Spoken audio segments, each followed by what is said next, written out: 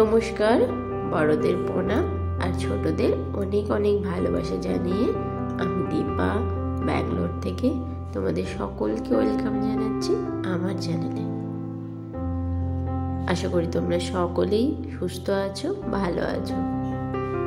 তো আজ বানাবো চিতল মাছের ঝাল।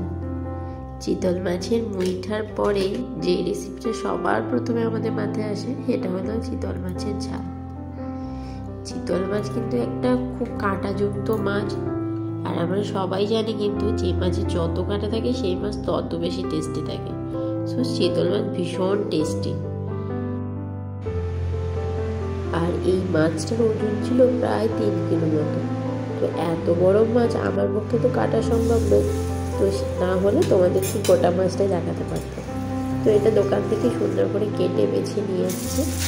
তো ইচ্ছে ছিল প্রথম দিনই মুইঠা বানানোর, কিন্তু যেহেতু কেটে এনেছে এখন এগুলোকে কোড়াও যাবে না, তো একটা একটা করে কাটা বাছা এই মুহূর্তে পসিবল নয়। তো চিতল মাছের মুইঠা রেসিপিটা আমি তোমাদের সাথে শেয়ার করবো। ওটা যেহেতু অনেকটা সময় লাগে কাঁটাটা বাছতে, তো সেই জন্য মিক্স করে চলবো। তো আজকে চিতল মাছের ঝাল। তো চিতল মাছের ঝাল বানানোর জন্য প্রথমেই মাছগুলোকে আমি একটুখানি নুন হলুদ ভালো করে মাখিয়ে 4-5 মিনিট মতো এমনি রেখে দিয়েছি। তারপর কড়াইয়ে তেল বসিয়ে তেলটাকে বেশ ভালো করে গরম করেছি। আর মাছ না ভাঙার ট্রিক্সটা তো তোমাদেরকে আগে আমি শিখিয়ে দিয়েছি। অল্প একটু নুন দিয়েছি, তারপর বেশ সুন্দর করে কড়াই নুনটার মধ্যে মিশিয়ে তারপর তেল যখন সুন্দর হয়ে গেছে তখন মাছগুলোকে আমি একে একে ভেজে দিচ্ছি। আর অনেক কটা মাছ যেহেতু আছে একবারে তো ভাজা যাবে না, তো সেই জন্য ব্যাচে ব্যাচে মাছগুলোকে ভেজে দিচ্ছি।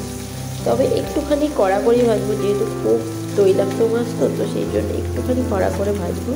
তো এইদিকে মাছগুলো ভাজতে থাক আর আমি এইদিকে একটু মশলা রেডি করি। বেশি কিছু মশলা লাগবে না, একদম অল্প মশলাতেই এটা তৈরি হবে। লাগবে যা আছে একটু আদা বাটা, একটুখানি ধনে গুঁড়ো, জিরে গুঁড়ো, হলুদ গুঁড়ো আর কাশ্মীরি লাল লঙ্কা গুঁড়ো। সমস্ত মশলাগুলোকে একসাথে নিয়ে আমি বেশ কিছুক্ষণ ভিজিয়ে রাখবো, যতক্ষণ না মাছগুলো ওইদিকে ভাজা হয়। আর গুঁড়ো মশলাও কিন্তু যখন অনেকক্ষণ ভেজানো থাকে না, তখন তার স্বাদটা কিন্তু বেশ বাটা মশলার মতো হয়। তো তোমরাও যারা এটা করো না একবার করে দেখো, অনেকক্ষণ আগে ভিজিয়ে রেখো, দেখবে পুরো বাটা মশলার মতো স্বাদ আসবে। আর এইদিকে টমেটো লাগবে, সেই টমেটোটাও কিছু কুচি কুচি করে নিচ্ছি। আর আমার কাছে আজকে চেরি টমেটো আছে, তা কত সুন্দর সুন্দর সাইজ, একদম ছোট্ট ছোট্ট। তো দুটো টমেটোকে আমি সুন্দর করে কেটে নিলাম। আর এইদিকে যে মাছগুলো ভাজতে বাকি ছিল সেগুলো সমস্তই ভাজা হয়ে গেছে। আর মাছগুলো দেখো আমি সবগুলো একরকম করে ভেজে দিয়েছি, তো সুন্দর করে ভাজা হয়ে গেছে।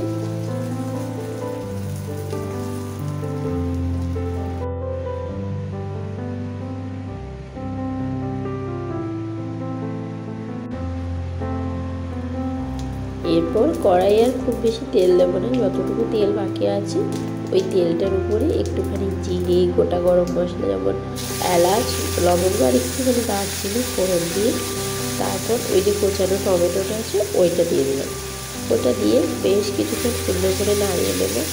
আর ফ্লেমটা না খুব বেশি এই সময় বাড়াইনি, একটু মিডিয়ামে রেখেছি, না হলে যদি পুড়ে যায় টমেটো দেওয়ার পর। তো এটাকে সুন্দর করে নাড়িয়ে নেওয়ার পর একটুখানি টমেটো যাতে খুব তাড়াতাড়ি নরম হয়ে যায়, তো সেই জন্যে দিলাম একটু নুন। তবে নুন দিলে যে কোনো সবজি খুব তাড়াতাড়ি নরম হয়ে যায়।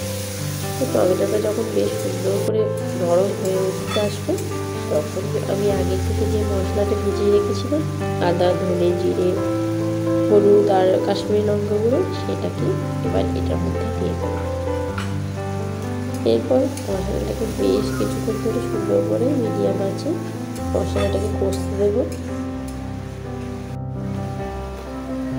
মশলাটা যখন একদম কষে আসবে, মোটামুটি তেল ছেড়ে দেবে, তখন তার মধ্যে দিয়ে দেবো 1 চামচ মতো চিনি।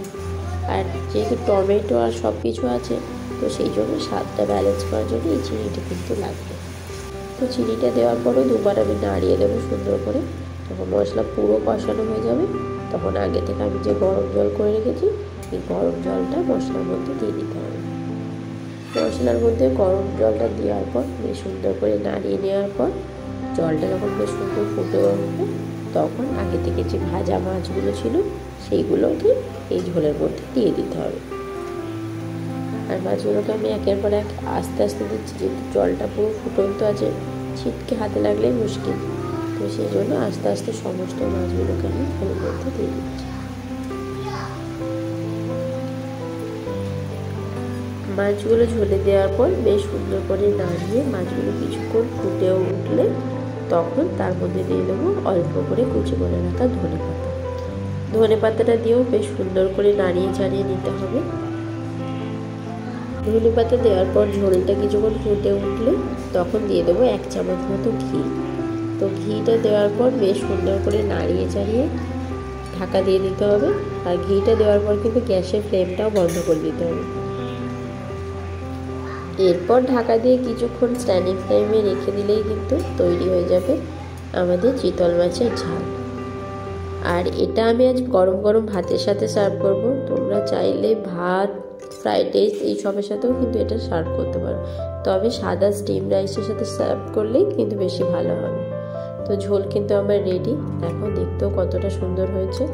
তো তোমাদের পুরো রেসিপিটা কেমন লাগলো অবশ্যই জানিও, যদি ভালো লাগে একটা লাইক করে দিও। তো আজকের মতো টাটা, সবাই ভালো থেকো, সুস্থ থেকো, ফিরবো নতুন একটা ভিডিও নিয়ে।